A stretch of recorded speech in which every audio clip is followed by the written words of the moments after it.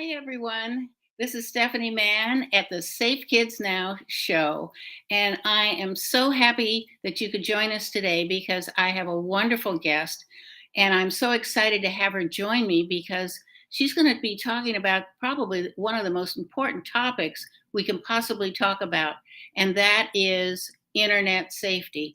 So, Angela Bronson is with the Los Angeles Deputy District Attorney's Office, and she works on cyber crime division. That's where she works, and she prosecutes child sex abuse material offenders and online child predators.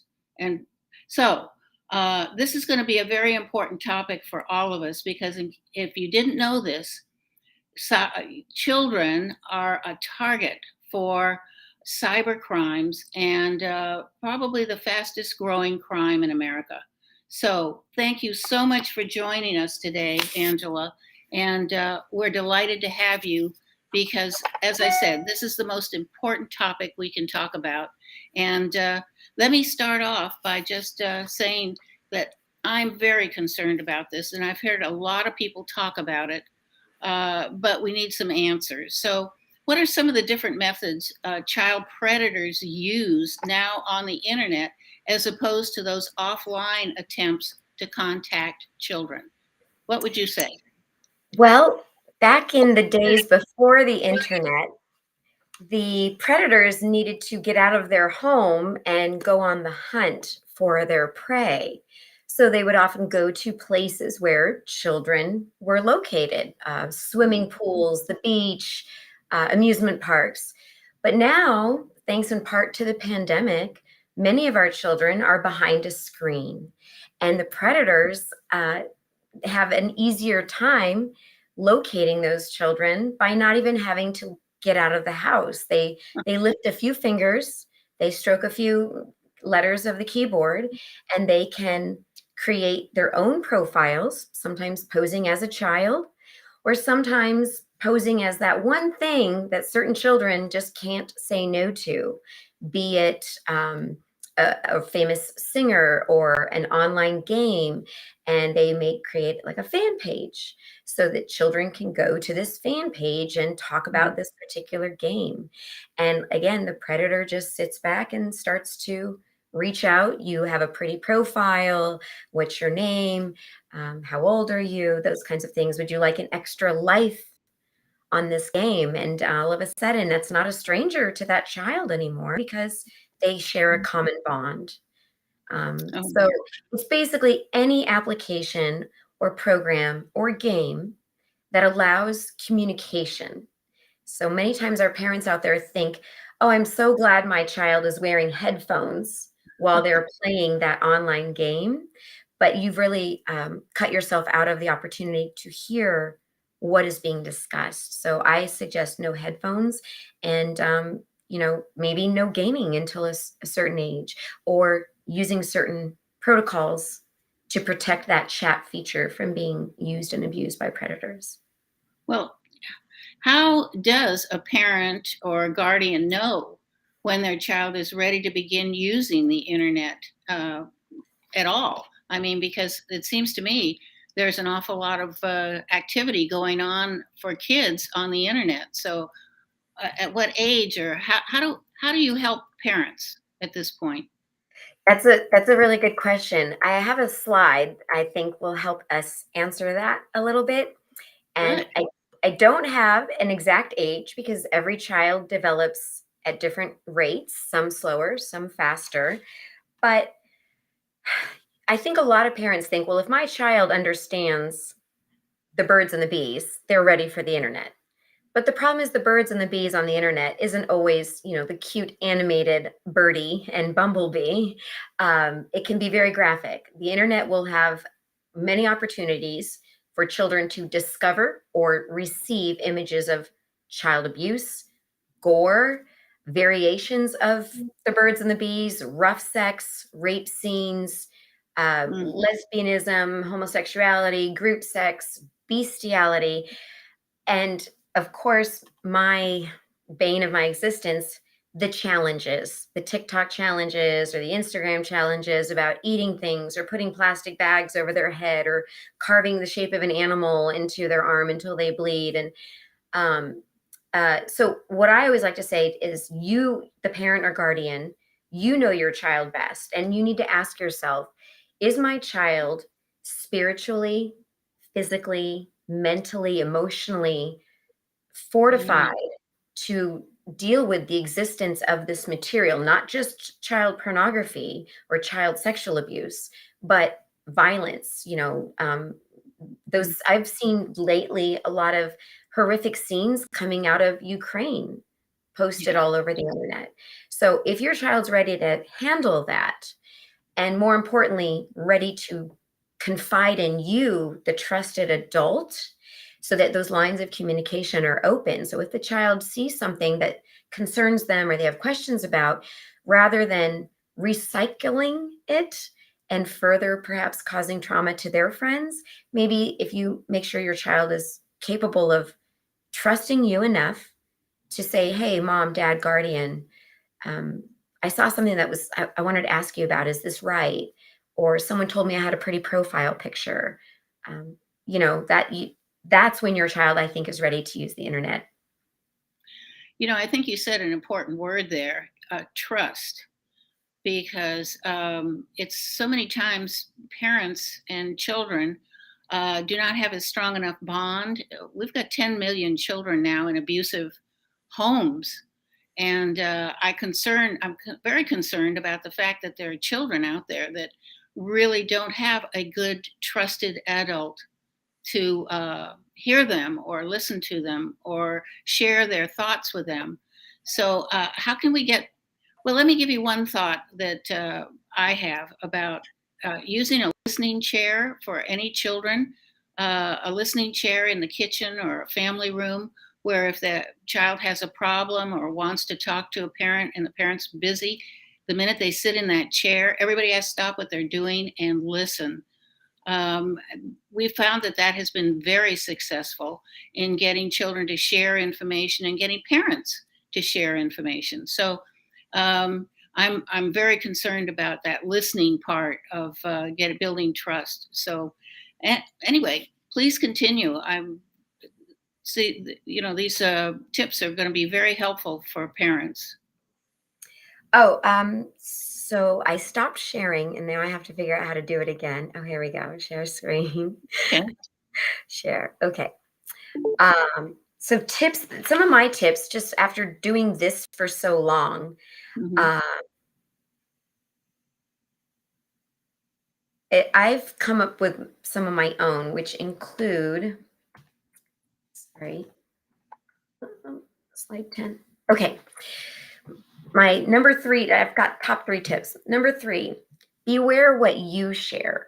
You, the adult, the guardian, you need to set a good example for the child and don't be a hypocrite, right? Hmm. Um, so I like to use a tea cup as an example. Once the hot water has been introduced to the tea, you can never get the tea out of the hot water. Well, that is exactly what's going on the internet. Even when you think you've closed an account or deleted an email, it's not necessarily gone. Now, it's important to remember that as adults and to remember how we couldn't really fathom that when we were children. We didn't even know what we were having for dinner at that night as a child, Yeah. but you now need to implore your child to understand that what you do on the internet will always, always, always be there.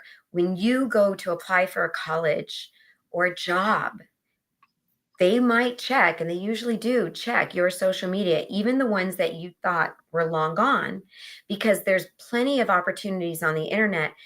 And the simple act of holding up a phone to take a picture of what's on a screen, that Mhm. screen, that internet site might be down later, but Wayback Machine or archive sites will continue to display that information.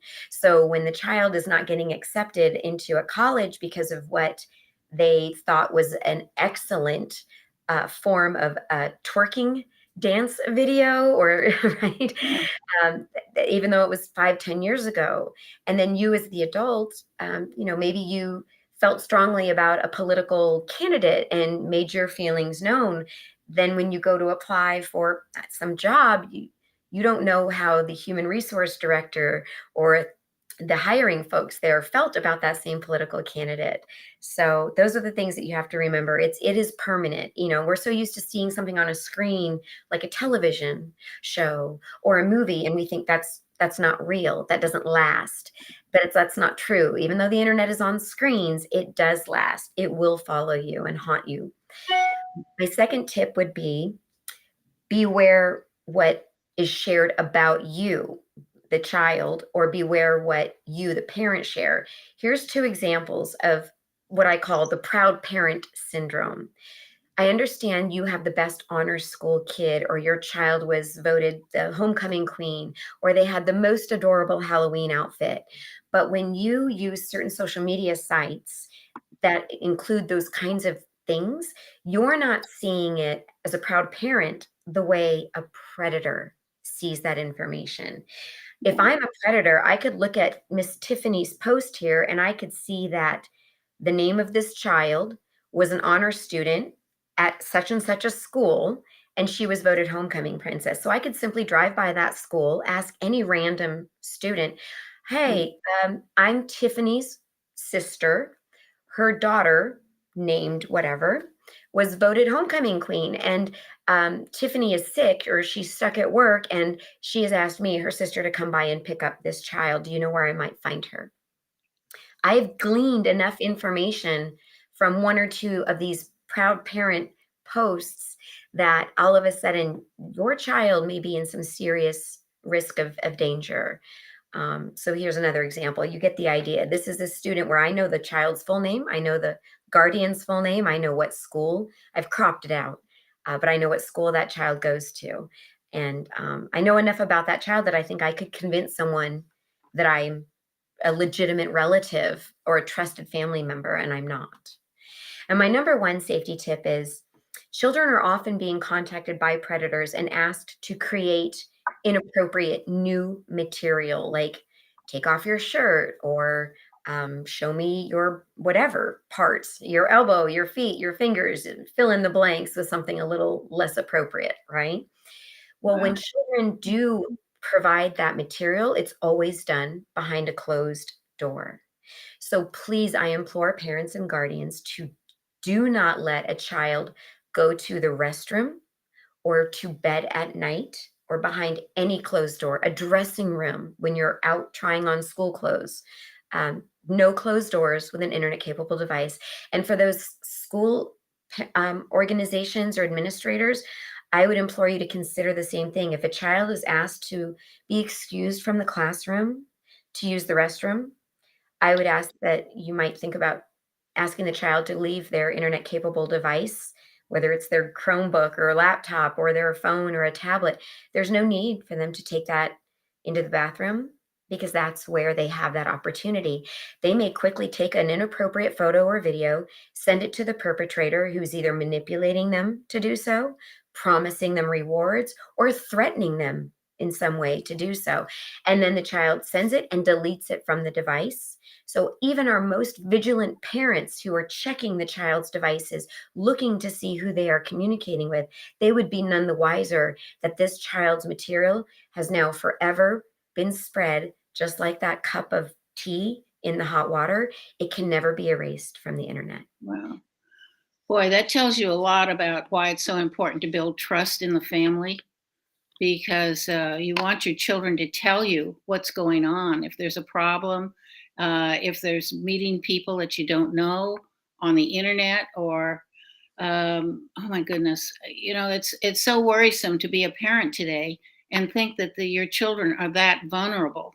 So, what are some of the other suggestions or online safety resources you might have for parents in the future? What do you suggest about that resources?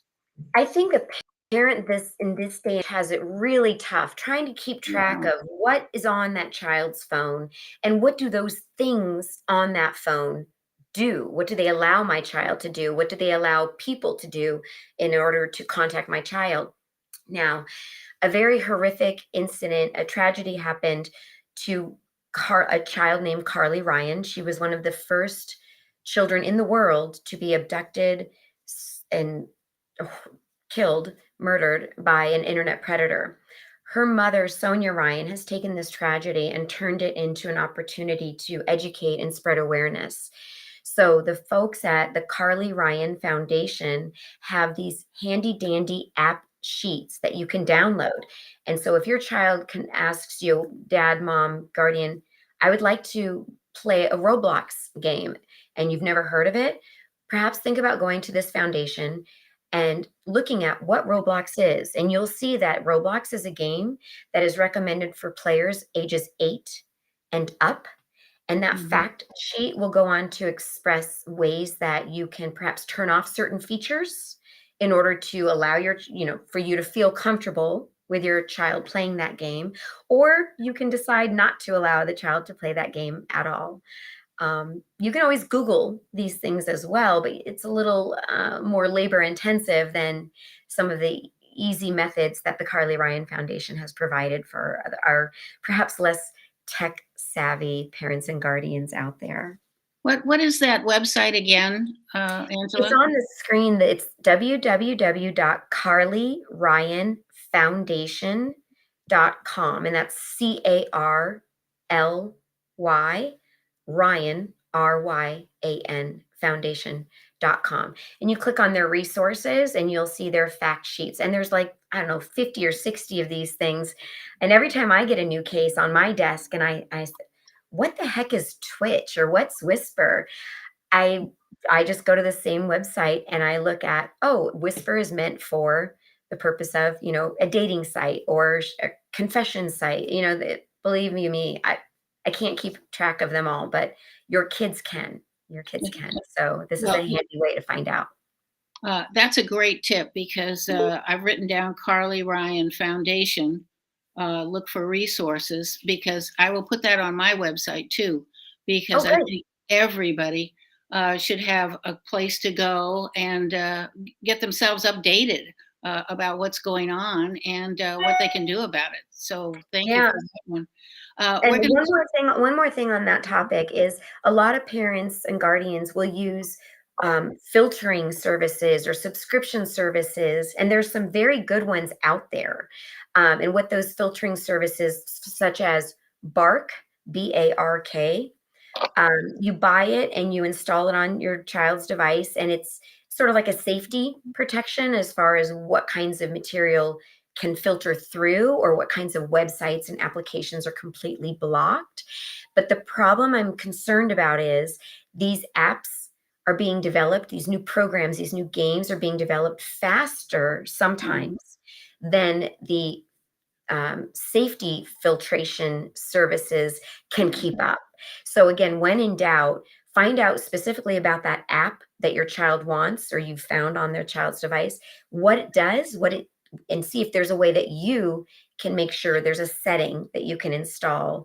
And don't put 100% of your trust in a parental blocking software program, because maybe that software program is not being updated to stay one step ahead of these new applications and programs. Or more importantly, it doesn't necessarily always stay one step ahead of the bad guys. I've got lots of stories where my own detectives that I work with have children who inadvertently got through what they thought was a trusted filtration system or service that was being employed. Wow. So check the apps on your child's iPhone and make sure of what they have actually downloaded, right?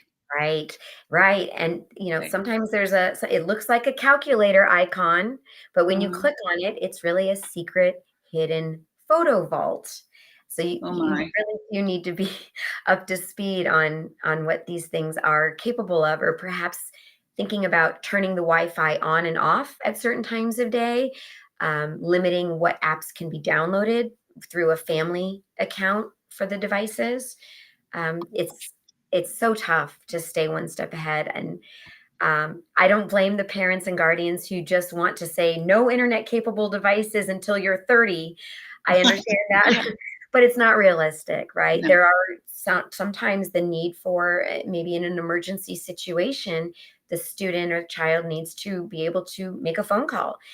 And there's actually a phone for that. There's phones out there that you can buy for your child that look like an iPhone. They have the little apps on them, but they don't actually work. All that phone can really do is call mom and dad or text Really? mom and dad. Yeah. So What kind of phone is that? What do I you think call it? it's called a GAB, GABB phone. GABB. And there's other companies just like that, where you don't want your child to feel like they're getting made fun of because they're the only ones carrying around those very old-fashioned flip phones. Right.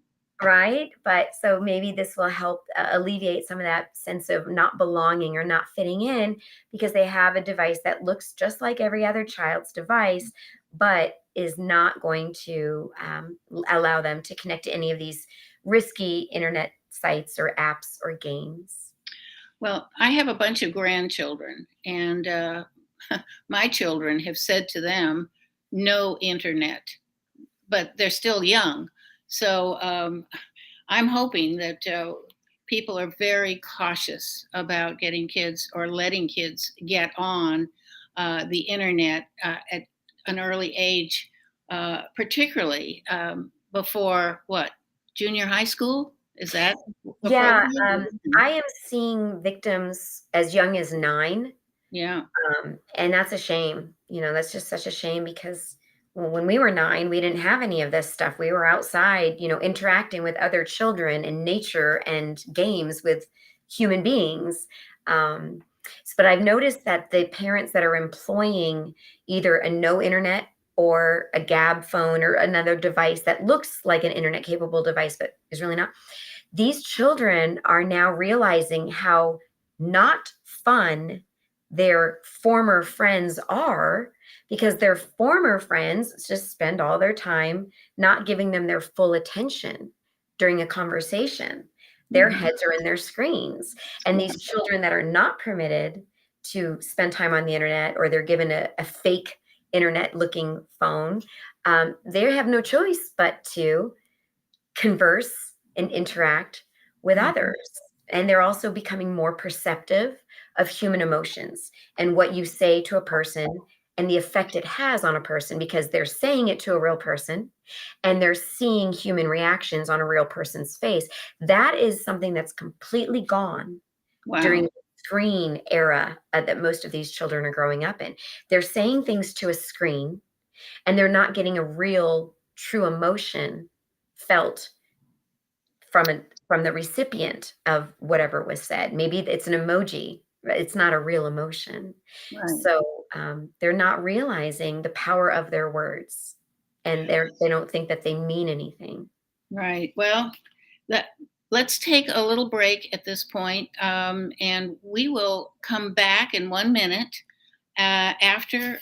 And I'm going to ask Angela about some suggestions for fun ways that children can learn about internet safety. So we'll be right back.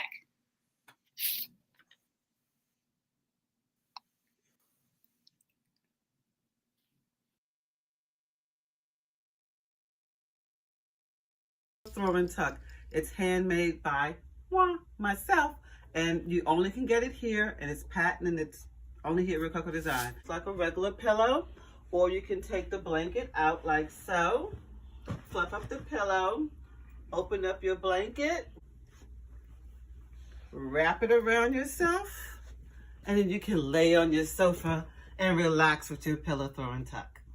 When you're done with it, just flip it over.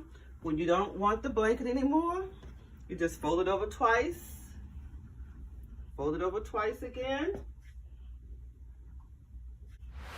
Fold it over. And tuck it in the back. And there you go. You're back to the pillow, throw, and tuck. Rococo Design.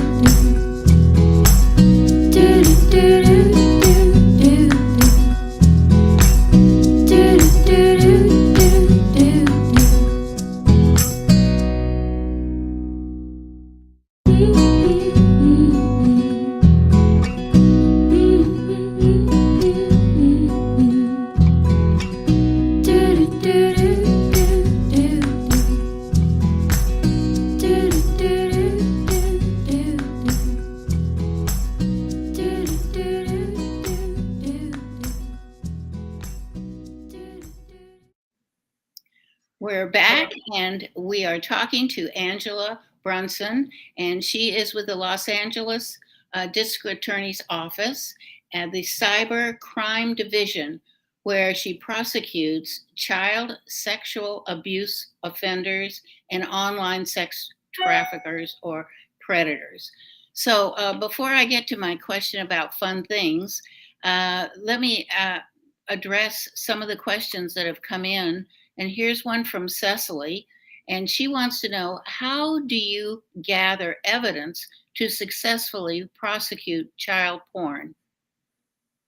Well, much of my caseload with regard to child sexual abuse material comes from the reporting websites, Facebook, Instagram, Google, depending on what platform is used.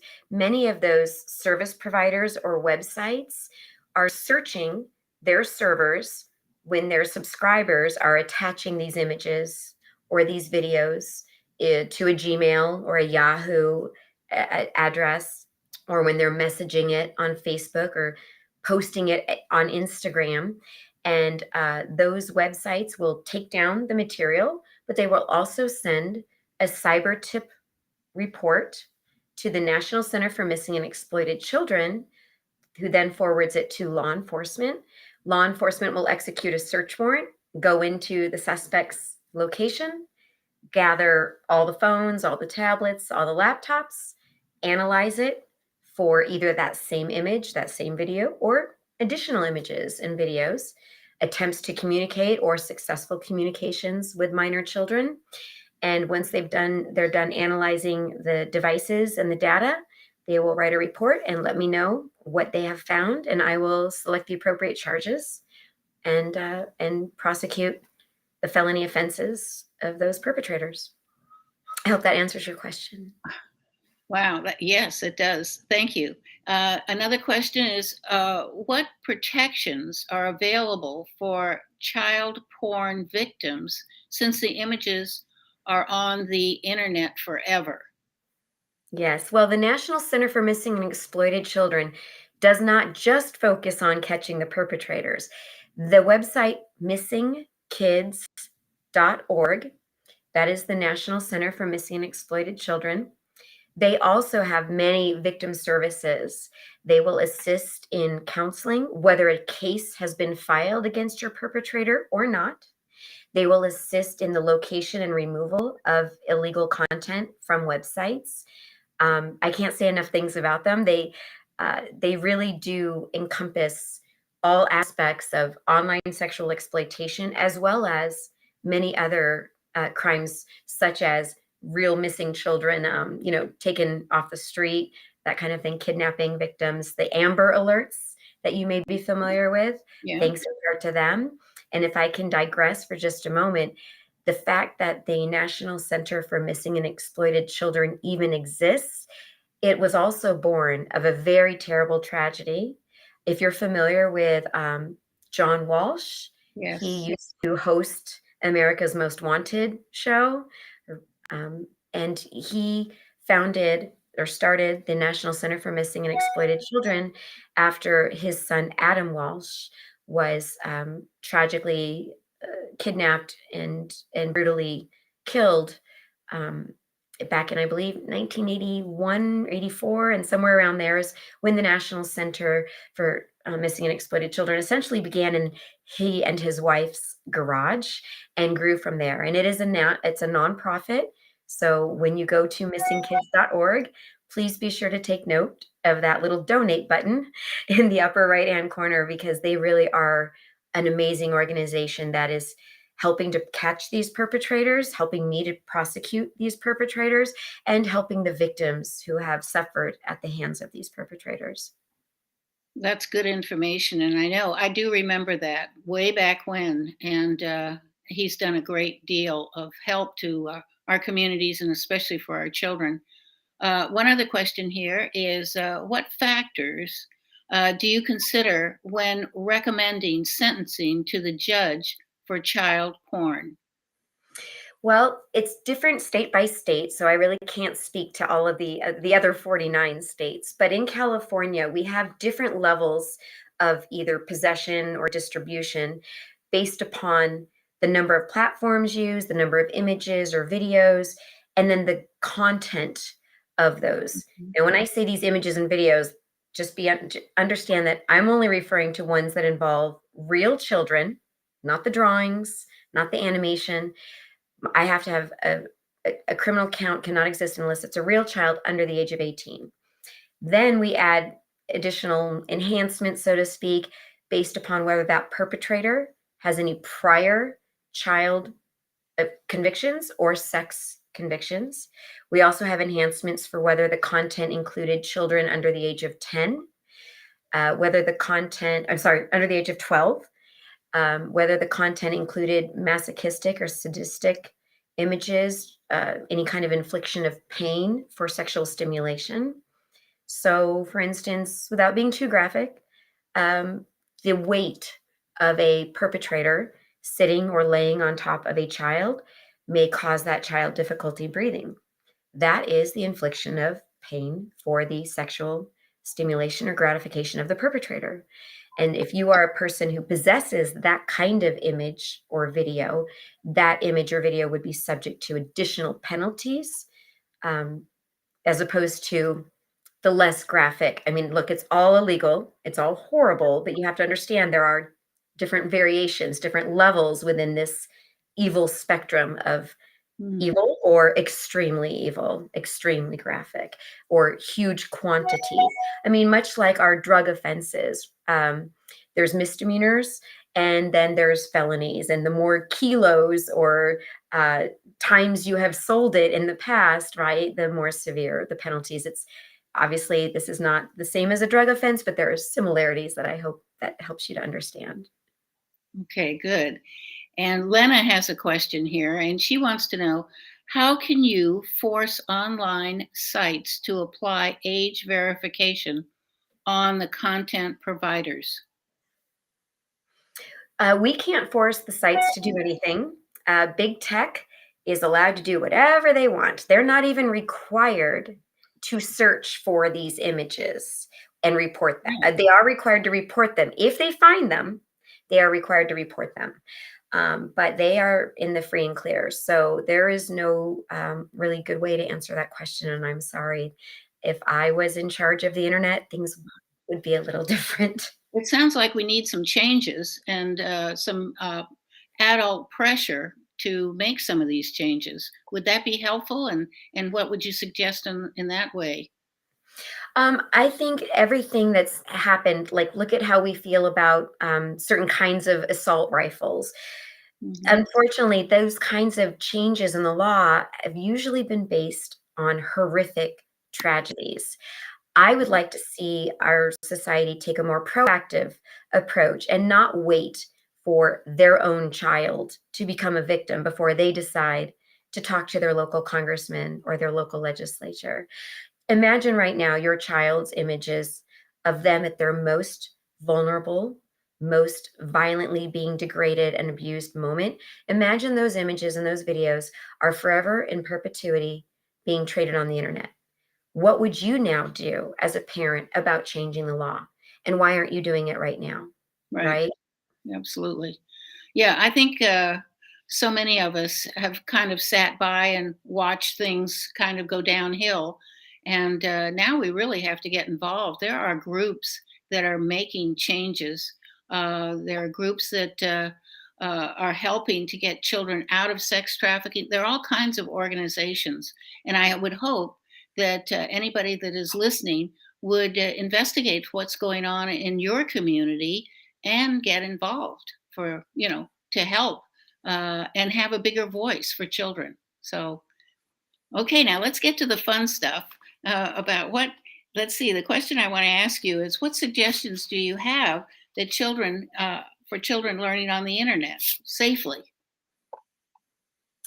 What suggestions? To learn about internet safety, right? Yeah, right. The fun ways?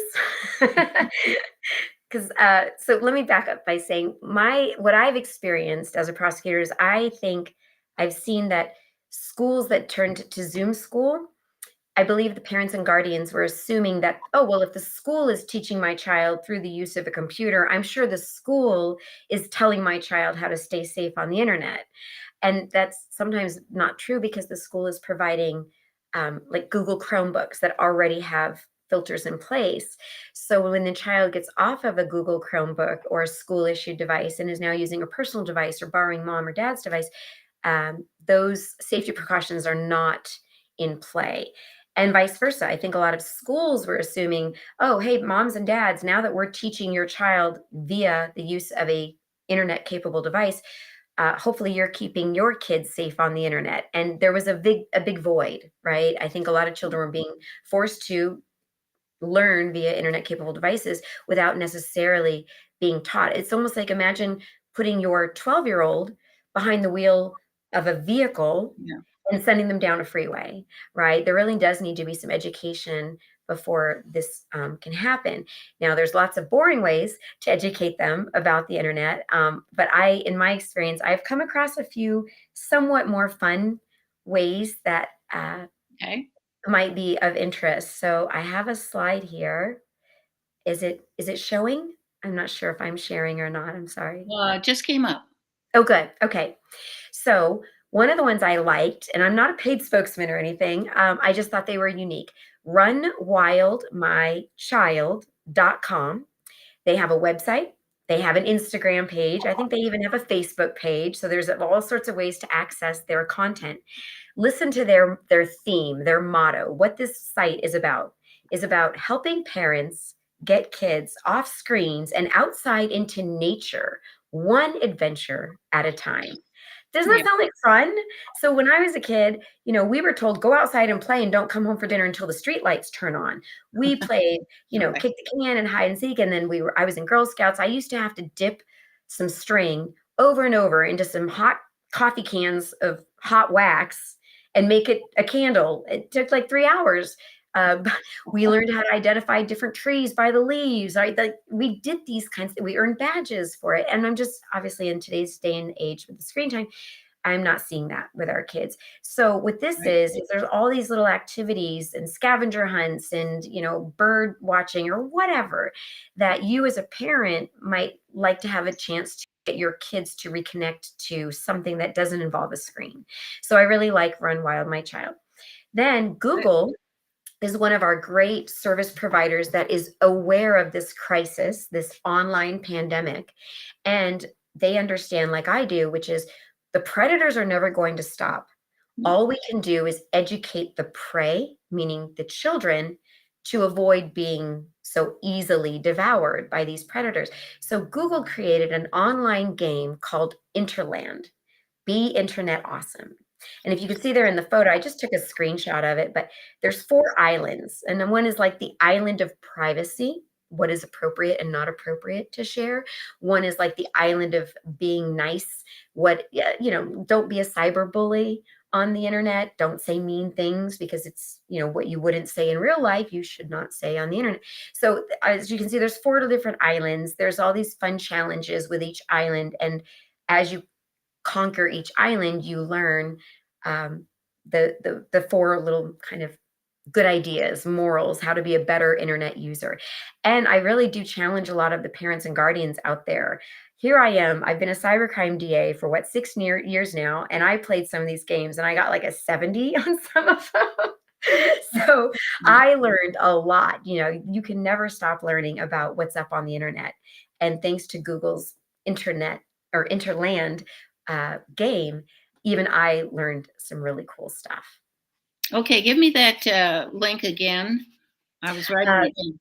if you go to Google and you just type in all one word, be internet awesome.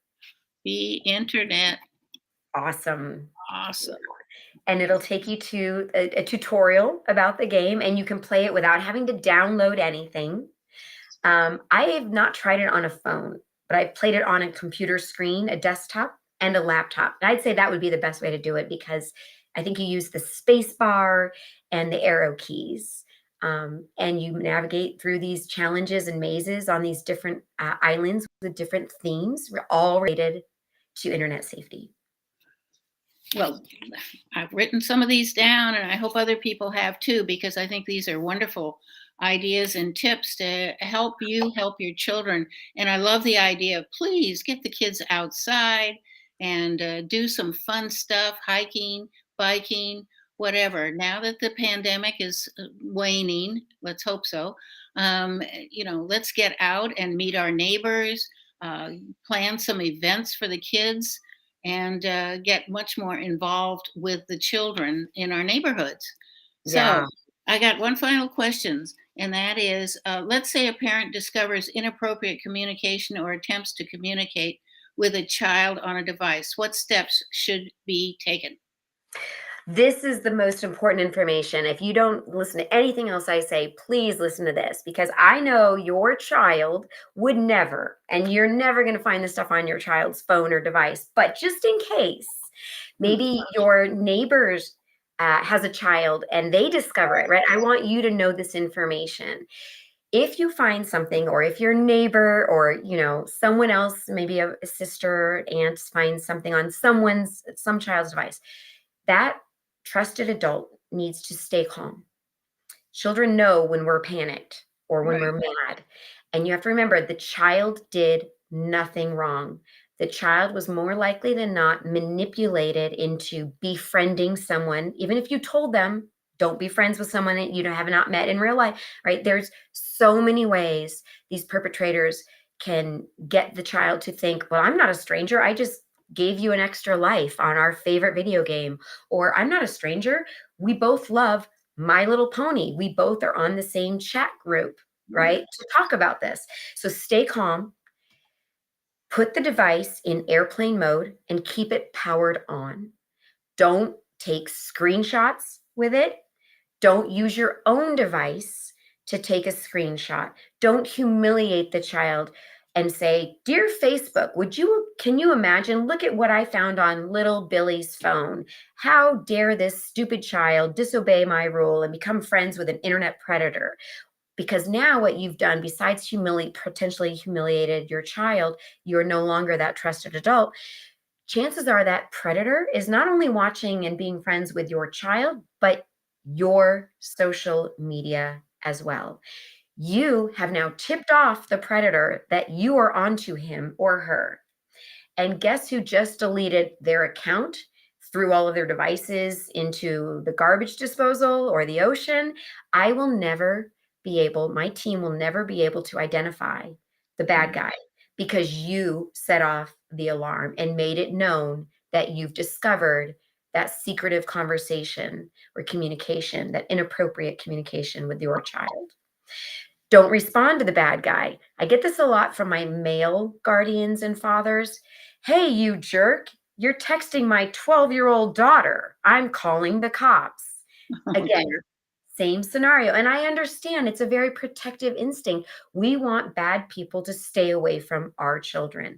But again, by responding to the bad guy or girl, but usually guy, you have tipped them off, and those accounts will be closed and those devices will be long gone before we ever have a chance to do our job and make sure that this person is prosecuted and will hopefully get the help that they need to not do it again. If you've tipped off the bad guy, you know what the bad guy is going to go do?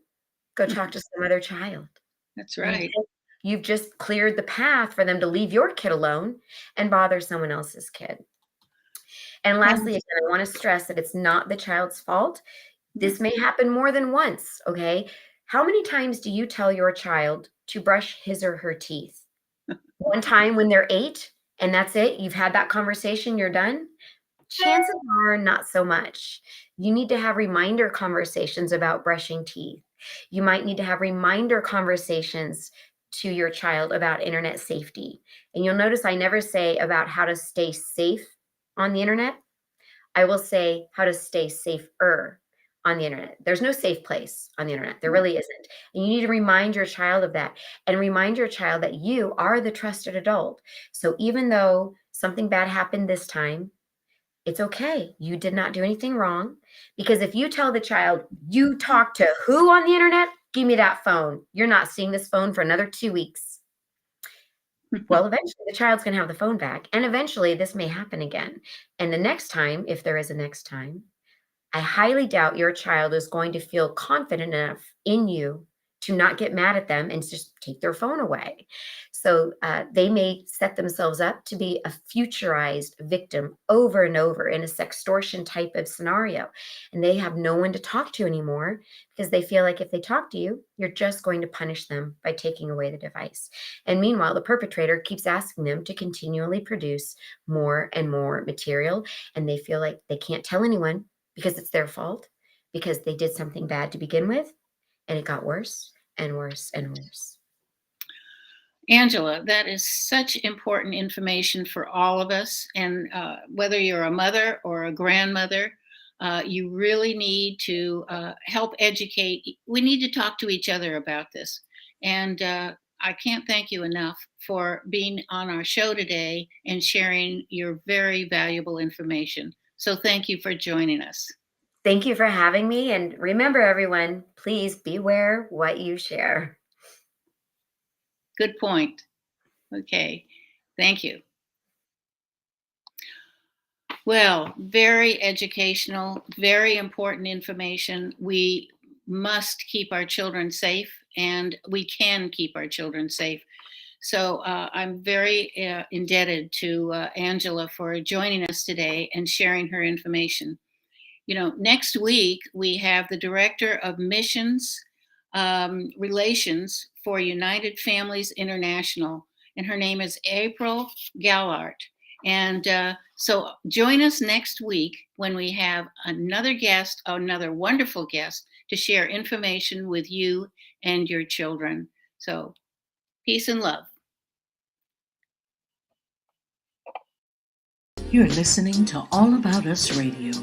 We're live streaming 24/7, playing old school versus new school.